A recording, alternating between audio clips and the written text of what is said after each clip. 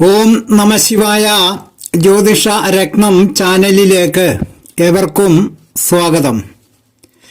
ഇന്നത്തെ വീഡിയോയിലെ വിഷയം ഏഴരശനി, കണ്ടകശനി എന്നിങ്ങനെയുള്ള ശനി കാലങ്ങൾ മീനക്കൂറ് നക്ഷത്രക്കാരായ പോരുരുട്ടാതി 4-ാം പാദവും ഉത്രട്ടാതിയും രേവതിയും ആയ നക്ഷത്രക്കാർക്ക് എങ്ങനെ ബാധിക്കുന്നു എന്നത് സംബന്ധിച്ചാണ്.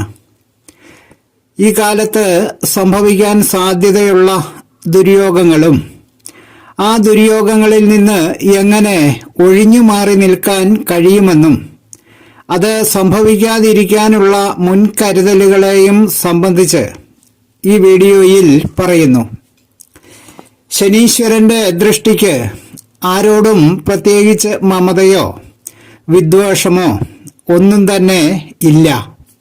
അതിന് പണ്ഡിതനെന്നോ പാമരനെന്നോ ധനവാനെന്നോ ദരിദ്രനെന്നോ വലിയവർ എന്നോ ചെറിയവർ എന്നോ രാജാവെന്നോ മന്ത്രിയെന്നോ തൊഴിലാളിയെന്നോ മുതലാളിയെന്നോ നേതാവെന്നോ ഒന്നും യാതൊരു വിധത്തിലുമുള്ള വ്യത്യാസങ്ങളും ഇല്ല. ഈ കാര്യത്തിൽ എല്ലാവരും ശനീശ്വരന്റെ മുന്നിൽ സമന്മാരാണ്. ജ്യോതിഷ വിഷയങ്ങളോട് താൽപ്പര്യവും വിശ്വാസവും ഉള്ള ഏവരെയും ഈ വീഡിയോയിലേക്ക് ഒരിക്കൽ കൂടി സഹർഷം സ്വാഗതം ചെയ്യുന്നു. ആദ്യമായി മീനക്കൂറ് നക്ഷത്രക്കാരായ പൂരുരുട്ടാതി 4-ാം പാദം, ഉത്രട്ടാതി, രേവതി എന്നീ നക്ഷത്രക്കാർക്ക് ഏഴര ശനി തുടങ്ങി ആദ്യ 2 വർഷം പിന്നിട്ട് 2025 മാർച്ച് മാസം 29-ന് ശനി മീനം രാശിയിലേക്ക് എത്തുമ്പോൾ മീനക്കൂറ് നക്ഷത്രക്കാർക്ക് ശനി 12-ാം ഇടത്ത് നിന്നും ജന്മഭാവത്തിലേക്ക്, അതായത് 1-ാം ഇടത്തേക്ക് എത്തുകയാണ്. 12-ാം ഇടത്തും 1-ാം ഇടത്തും 2-ാം ഇടത്തുമായി ഒരു രാശിയിൽ 2.5 വർഷം വീതം സമയം എടുത്ത് 7.5 വർഷം കൊണ്ട് മാത്രമേ പൂരുരുട്ടാതി, 4-ാം പാദം, ഉത്രട്ടാതി, രേവതി എന്നീ നക്ഷത്രക്കാർക്ക് 7.5 ശനിക്കാലം അവസാനിക്കുകയുള്ളൂ. ഇവർക്ക് 7.5 ശനിക്കാലത്തിന്റെ ആദ്യത്തെ 2 വർഷക്കാലം മിച്ചം പിന്നിട്ടതേ ഉള്ളൂ.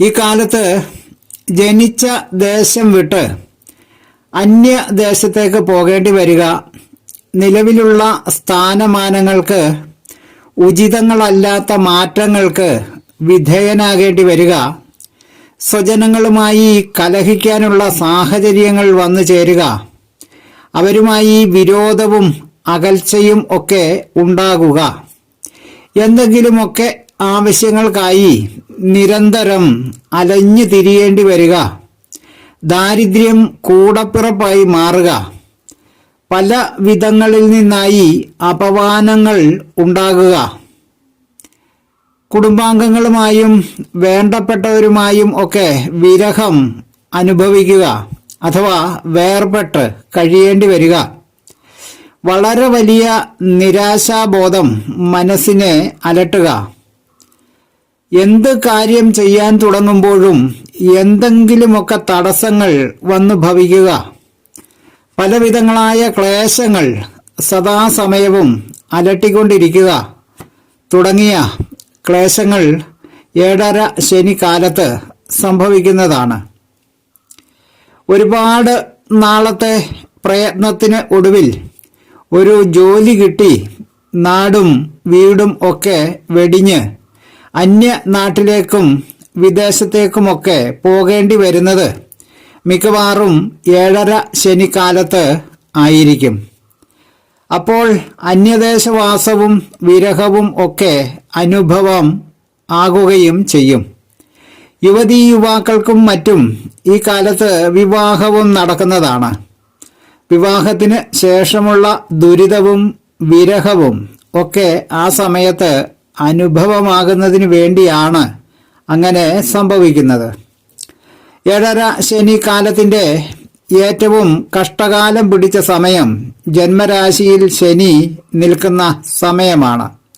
അതായത് മീനം രാശിക്കാരായ പൂരുരുട്ടാതി, 4-ാം പാദം ഉത്രട്ടാതി, രേവതി എന്നീ നക്ഷത്രക്കാർക്ക് 2025 മാർച്ച് 29 ജന്മശനി തുടങ്ങുകയാണ്. അതായത് 12-ാം ഇടമായ കുംഭം രാശിയിൽ നിന്ന് ശനി ജന്മരാശിയായ മീനത്തിലേക്ക് എത്തുകയാണ്. 7.5 ശനി കാലത്തിന്റെ ഏറ്റവും കഷ്ടകാലങ്ങൾ നിറഞ്ഞ കാലമായിരിക്കും ഈ കാലം.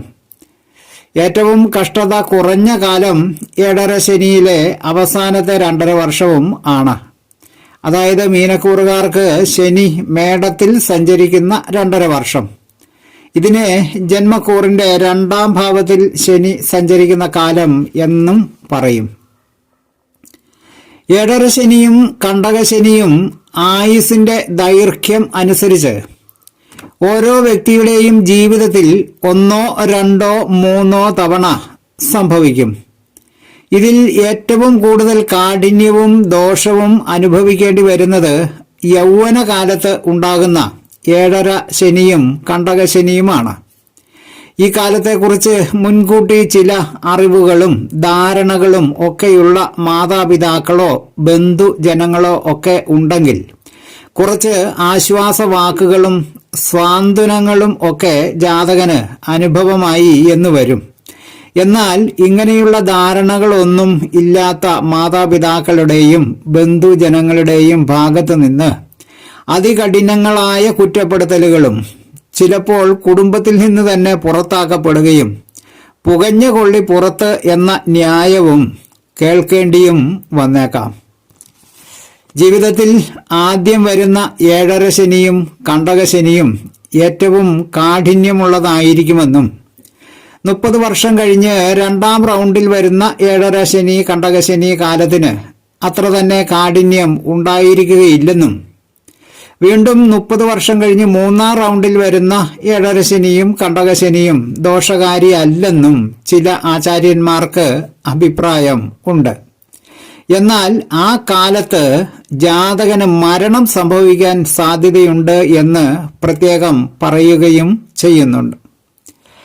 അടുത്തതായി ഇതിന്റെ പരിഹാര നിർദ്ദേശങ്ങളായി പറയാനുള്ളത് ശാസ്താക്ഷേത്ര ദർശനങ്ങളും വഴിപാടുകളുടെ സമർപ്പണങ്ങളുമാണ്.